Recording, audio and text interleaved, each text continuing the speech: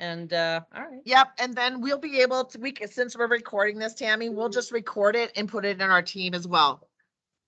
Well, I feel terrible that they can't hear me. They can. There's a few that can, but again, they're going to have to use their listening skills, and it's going to be fabulous, and it's worth listening to. So, well, they can always leave their seats and come up as close as they can to the computer. So tell me when you all are ready, and I will start over again. Take two. Yes, you are good, my dear. Thank you.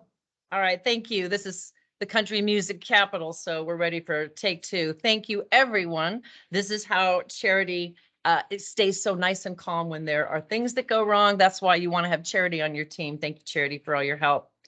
As we wrap up things here at the NCCE in Perfect Harmony Conference, I'm reminded of the last day of school. I think nearly every teacher has the same ritual as I do, and that is we put a couple of extra folded bags into our satchels, maybe a recyclable bag, reusable, because we know that on the last day, students are inevitably going to give us those last day of school gifts. Things like scented candles, lotions, and in the last few years, hand sanitizer, perhaps a gift certificate to a local coffee shop, which is always welcome to me. And last but not least, the inevitable thing that is either shaped like, smells like, or looks like an apple. But several years ago, a small group of students came to me and gave me what was probably the best gift ever. Cash. My students, that's right, gave me cold, hard cash. Now, before I reach the payoff on this story, let's talk about what we've been doing this past weekend at the summit. We've learned about the relationship between intent and impact. Thank you, Joanne, Wendy, and Aaron for helping me illustrate those. And as Randy Lane reflected, I learned the importance of impact versus intent. As a trainer, I need to reflect on what is my intent and what is my impact. I will be more intentional with my communication style and the styles of others. We talked about knowing our why and practicing grace and looking at the barriers that cause miscommunication. We learned that communication is really, truly important, especially when working on projects together, right? Especially when you can't talk to each other. And we also learned that if there are Legos involved, Mary Hoffmeister is on board, right, Mary? Awesome job. We also learned that some people can line dance with a little practice. Wish I had been there.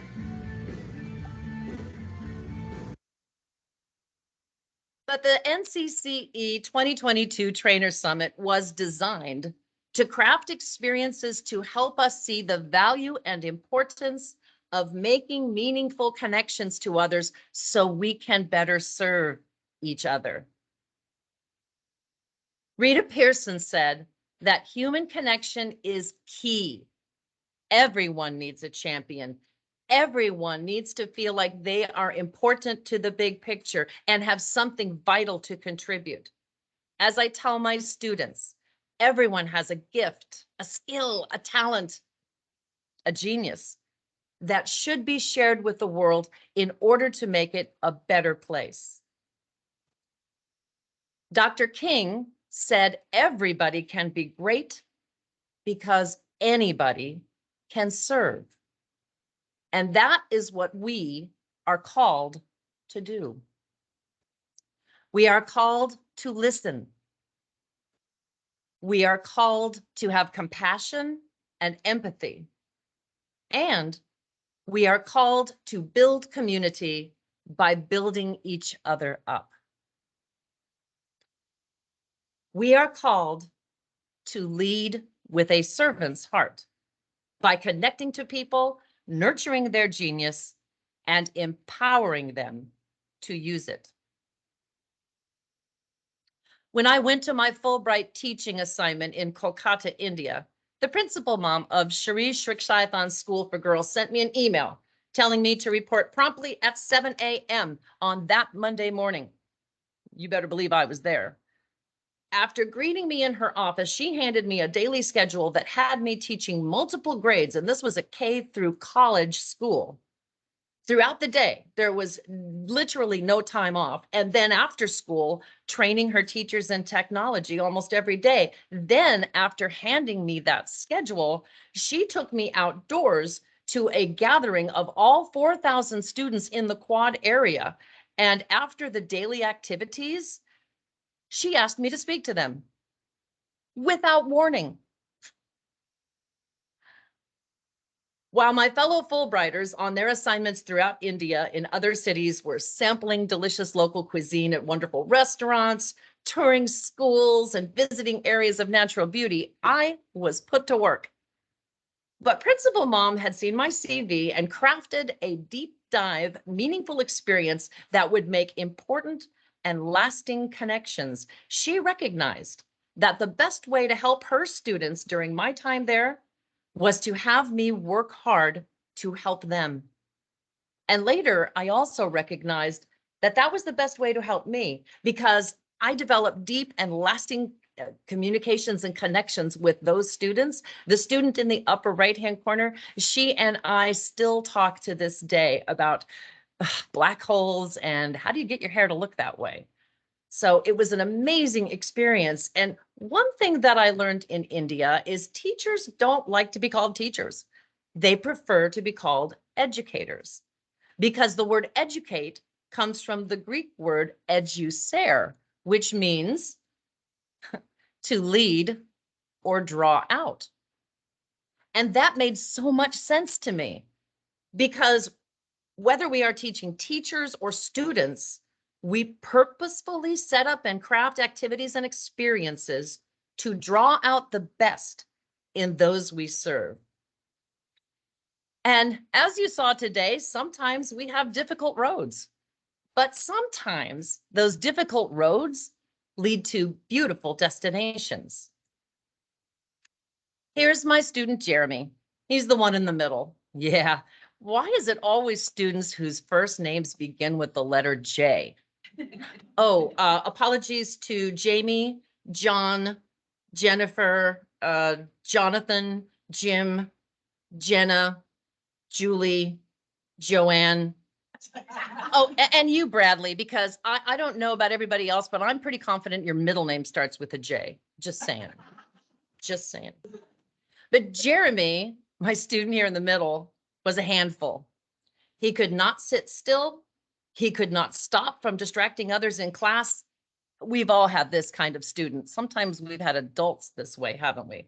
But that year, we went to science camp in the fall. Normally, we would go in the spring, but something had happened with the scheduling, so we ended up going much earlier in the school year in October. So we were destined to hike the Santa Cruz Hills during the month of October. Hopefully there would be no rain. My husband and I, along with several others, always donated a secret scholarship. So because there were so many students who would not be able to go without that financial support. But we didn't get to choose who the scholarships went to. And when I discovered that our scholarship was going to Jeremy, I was flabbergasted. How on earth would I be able to handle him away from school? I mean, science camp for fifth grade teachers is a good way to get away from the problem students for a while. There went my restful week, I'll tell you. So we went to science camp with Jeremy. And Jeremy's problem behavior got him 3 strikes in the first 2 days. But I remember sitting in Principal Graywolf's office with Jeremy, telling him he only had 1 more strike before he would have to go home. And I said, look, you're a smart young man. You have so much to offer. And I want you to stay here at camp. What can I do to help? And his words just came tumbling out. I didn't realize how challenging life was for him at home. I knew he had a single parent, but I didn't know how difficult things had been made for him at home. He acted out at school and camp because that was the only way he could get any attention. He didn't want to go home. And then the tears came. And then I hugged that problem kid because I understood. We all have challenges. Challenging people, challenging situations. If we choose to approach them as a servant, we are choosing to make that situation better. That conversation with Jeremy, one that, by the way, we could never have had at school, started the change in his attitude. The next day, he was looking for ways to be helpful. His cabin leader and naturalist were so delighted in his change that they gave him opportunities to be of service. And when we returned back to school, he was a changed young man. He found joy in our Kinder Tech buddies. He even asked, when his work was done in our class, to go over to help his Kinder Tech buddy who was a student who needed a little extra help like Jeremy. And he wanted to be there to help him with his classwork. I was very thankful that science camp had come early that year. And I was also thankful because it had been such a blessing for Jeremy. When we serve others, sometimes they learn to be servants too. And how wonderful is that? Maya Angelou says, people will forget what you said. People will forget what you did, but they will never forget how you made them feel. And as servant leaders, we craft experiences to empower and elevate those that we serve. Those who know me know I'm a big fan of global projects. And one year my students joined in World Wonder Day. We paired with a class in Greece and talked about impacting our community through food and food banks. And we came up with a lot of great ideas. But that same day, the office brought a pack of flyers about the annual Thanksgiving food drive. You know, the flyers that get stuffed into the back of the backpacks and they get found probably in February. But this time, a group of students came to me and they said, do we even have a food bank here in Manteca? And I said, well, that's a great opportunity to find out. Why don't you do a little research? So they went on the internet and found out that the Second Harvest Food Bank actually serviced 1,000 people in our city every day. They had no idea. Then they got the bright idea of promoting the canned food drive. So the first thing they did is say, can we put a sign in our window? Because my classroom at the time was on a major thoroughfare in Manteca, big, huge windows. And so I let them use the printer and they created the sign you can see there, help us feed Manteca and bring your stuff into the main office. And then they said, Mrs. Dunbar, this is so terrific. We've got a few things coming into the office. We need more. Do you think we can get a reporter from the local newspaper to come out and do an article? Being the wife of a journalist, I knew the answer. No, reporters are spread pretty thin. It might be difficult. And they said, well, what if we wrote the article? Students asking me to write something? Yes, please. So I gave them permission and they wrote the article, and with a little editing from their teacher, it ran in the Manteca Bulletin. So long story short, all of their hard work allowed them to triple what we had gotten the year before. Look at their faces.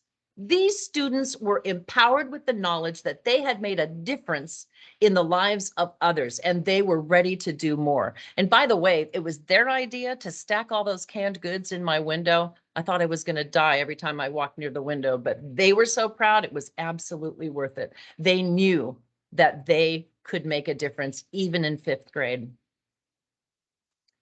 As someone who believes in servant leadership, I must admit, the less I talk, the more I learn. Listening, really listening, creates connections. At Microsoft's 2015 E2 conference, I was part of a group of 5 global educators, and we were asked to craft a project for the E2 competition, which we had to present in English in just 2 days. We didn't have a problem coming up with our project. It was called Master Skype. My teammates were from Taiwan, India, Brunei, and Norway. And we assumed, and my whole team looked at me and said, you're the only native English speaker, so you're going to be the one who does it, okay? Because we know you're kind of a ham. I don't know if you all noticed that I am a bit of a ham. So they all expected me to do it. But as I watched their faces, I could see that they wanted to be on that global stage. They just needed a little push, or perhaps a shove.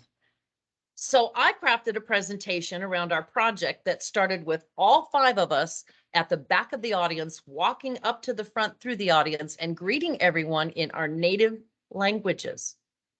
Then once we got to the front, Sajita from Brunei said, imagine a world where nobody understands you and you have no idea what anybody is saying to you. You feel isolated, alone, and afraid. Then Sharon from Taiwan, and you can see her, you'll see her in a picture in a moment. Sharon from Taiwan was asked to read, she had given me a quote from one of her students. She was very proud of a quote that he had written. And what this exceptional student said was, courage, that is when you know you might fail. It is possible that you will lose, but have dedicated to act, even though it is very difficult. And I had included that quote in the presentation and told her she would be the one to read it. When she saw she was being asked to read a quote her student had written, she wanted to honor him and his words well. So she practiced and practiced to get that line just right. Sajita and Padma then acted as the main presenters for the rest of the presentation, which surprised and delighted both of them. Steffi from Norway displayed posters and visual aids from one side, and I stood at the computer manipulating the Sway presentation in silence. At the end, we came together and said, everyone has a voice. After much practice and encouragement, our presentation went incredibly well. Each teacher secretly scared, but blossoming with confidence, excited to play their part and to serve each other. And at the awards ceremony, when we accepted the top prize for product innovation, their enormous smiles reflected their pride and happiness at having accomplished something together. And I could see that part of servant leadership is pushing others to the front. I felt better about that address than almost any I've given to large groups, except maybe for today's. Joe Sanfilippo says, creating small moments are more profound for people than the events they're already expecting. Every moment is an opportunity to impact the narrative. It's those little details that make a big difference. And small moments can lead to big movements. I'm reminded of the year we did the You Matter from Angela Meyer's project. And I had one student who was so moved by it that she snitched one of my little whiteboards and it would appear around the classroom each day. We didn't know for a month who was doing it. It would appear around by the pencil sharpener, on a student's desk who needed encouragement. She just put this little whiteboard out with little messages about you matter, you're important, you have value. And it just, that little thing meant so much. If it was on your desk, those kids were just thoroughly excited. Or I remember back at that E2 conference when I met Aaron Maurer. He crafted this small moment when we were all supposed to be showcasing the project that had gotten us into MIE experts. And Aaron had a project, a maker's project for us to do. And we would put little motors on toothbrushes that we cut the brush off and they moved around like little bugs. And it was such an amazing moment. And that created a connection between Aaron and I. And we have worked together on many things throughout the years. It's those small moments that build connections. Or my 5th grade students, I talked about the Kinder Tech Buddy program. When our kinders at the beginning of the year did a jogathon, my students said, shouldn't we go out and cheer them on? And so now I've got students who are going out and cheering on their Kinder Tech Buddies. And these Kinder Tech Buddies know that they're part of the community.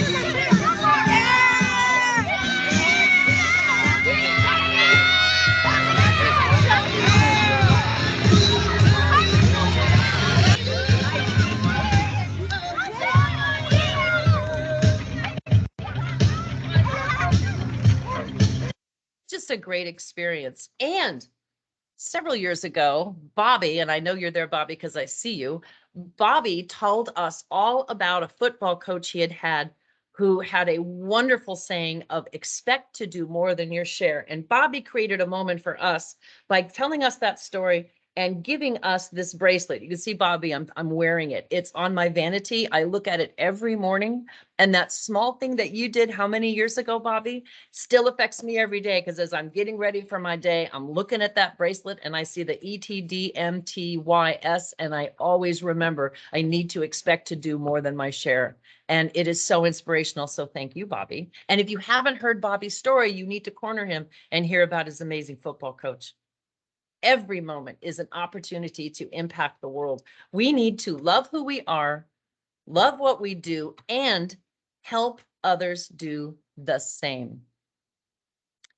I have to tell you, that's the kind of organization NCCE is. What I remember about my first big gig as an NCCE professional learning specialist is the kindness and inclusiveness of my wonderful fellow trainers, Scott, Jeff, and Mandy. I had come in worried about fitting in, but as soon as I met them, those fears were out the window. They were welcoming and they included me just as though I had been working with them for years and years and years. And for those of you who are new to NCCE, I hope that this weekend has been that kind of experience for you. You are in your tribe. This is your tribe. You were called to be a part of this amazing group of people who truly lead with a student's heart.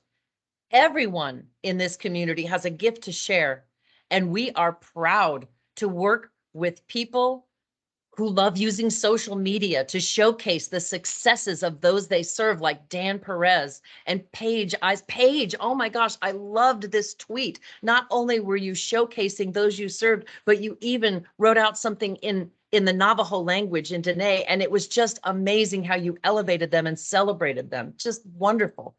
We are proud to work with people who are enthusiastic, accomplished, and generous with their time, like our next guest on Live from NCCE, Thursday, October 6th, 4 p.m. Pacific, 7 p.m. Eastern. That would be Books by Bagby. Greg Bagby, come on down on Thursday, October 6th to join us.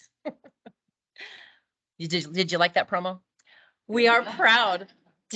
We are proud to work with people who bring serious skills to the table, like the founder of Books to Africa, which for 10 years has been sending quality books to impoverished schools in Africa. She's one of our newest professional learning specialists, and my dear friend, Julie Hembry. Hey, Julie.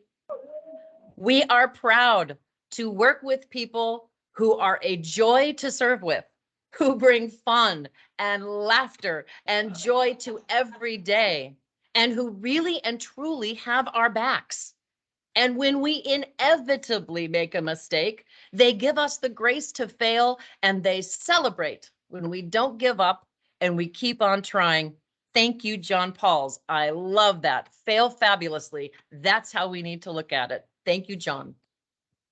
And it's a J name. How did you manage to do that?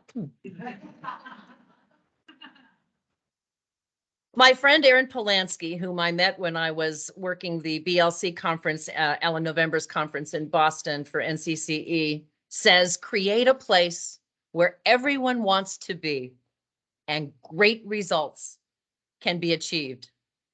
At NCCE, they are achieved thanks to the leadership of Dr. Heidi for the last 20 years. So for bringing together such an inclusive, compassionate, and knowledgeable group of educators, we are all grateful to Dr. Heidi and to Shannon and to everyone in the NCCE staff who models leading with a servant's heart each and every day.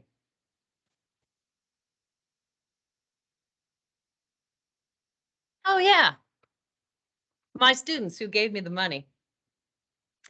About a month and a half before school was out, these students came to me wondering if they could sell drawings in order to raise a little money. I figured, sure, they want to raise money for, paying to go into the swimming pool or popsicles or slushies. So I said, of course, you have to ask the principal. You can't sell things without permission. So they went to the principal's office, got permission, and then they set up a little station there at their desks, had a little sign, here we are, the drawing company, and they charged anywhere from a nickel to 25 cents. Yeah, I bought a few myself. And they were offering coupons. They had a cute little box on their desk where you could put your coupon, and then they collected coins and dollars. And all of the funds were there. And then on that last day of school, they came to me and they said, Mrs. Dunbar, here, we've collected this money to give to you. To me? Why me? I asked. Because we want you to take it to Second Harvest. We figure those people who were hungry at Thanksgiving are probably also hungry in the summer.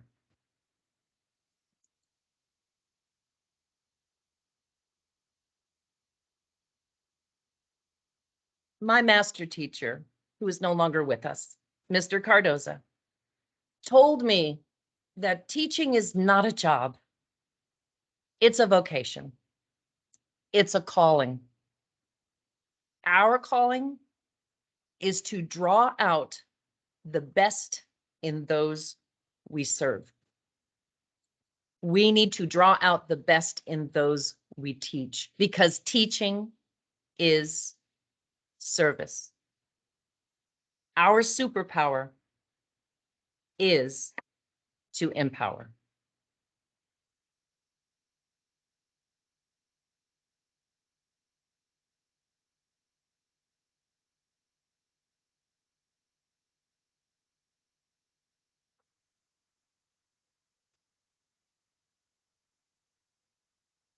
Oh, my goodness.